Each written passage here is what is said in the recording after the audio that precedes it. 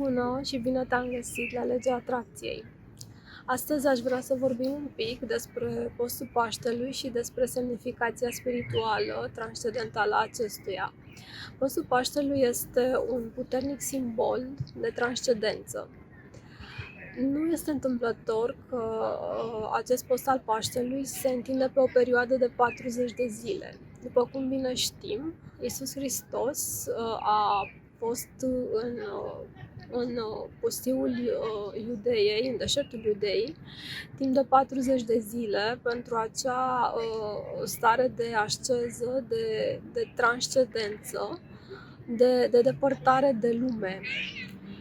Ei, în acest punct trebuie să înțelegem că și noi, precum Iisus Hristos, în aceste 40 de zile, ar fi bine să ne îndreptăm atenția către interior, către sine și să vedem unde ne plasăm și ce schimbare am putea face în acest sens al transformării interioare. Bineînțeles că fiecare dintre noi, într-o existență, trecem prin mai multe stadii de dezvoltare spirituală. Cei mai mulți dintre noi rămânem blocați undeva pe acest traseu și nu ne desprindem de acea realitate. Ei, prin acest post, prin această stare de transformare spirituală, ne ducem cumva la următorul nivel. Este o provocare pentru noi să ne desprindem de această dimensiune materială a lumii, să ne depărtăm de mirajul lumii și să trecem dincolo. Numai prin asceză, prin depărtare de lume, prin faptul acesta al întoarcerii spatelui de la lucrurile care ne distrag, putem să ne plasăm în acea sferă a transcendentului, a metamorfozei interioare.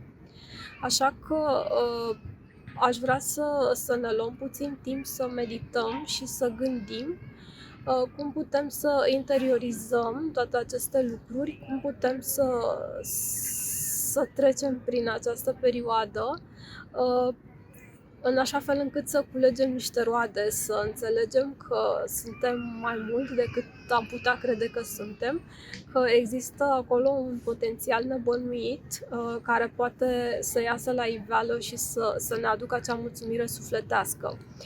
Chiar și prin acea asceză prin care trece Mântuitorul, acele 40 de zile în pustiu, sunt și ele, cum am spus, un simbol. Se știe că în esența noastră, așa cum ne arată foarte multe scrieri spirituale, suntem construiți pe un tipar al binelui.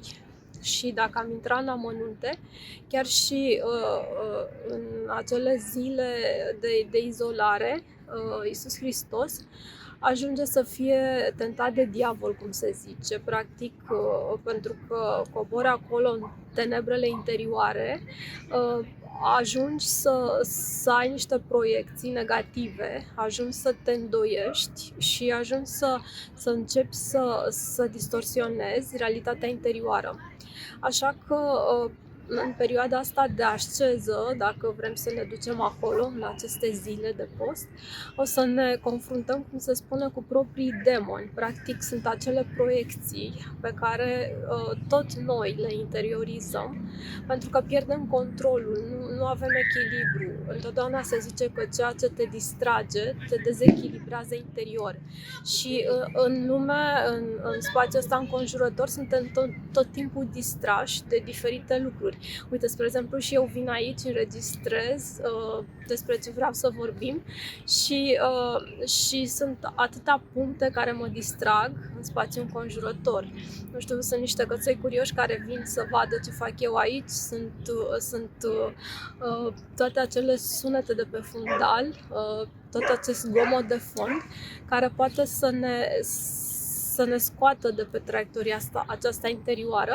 Practic ne face să ne pierdem sensul uneori, să ne pierdem șirul ideilor, să nu mai avem acea prezență de spirit interioară care ne ajută să ne plasăm într-un loc bun pe calea spirituală.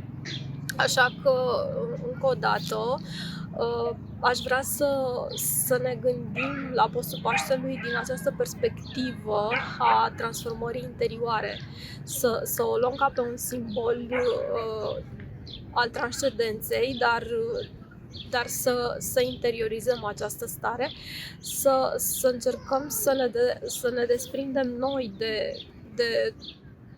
de versiunea noastră care nu ne mai este folositoare și să trecem la următorul nivel al spiritului prin intermediul acestui post. Așa că îți doresc să ai foarte multe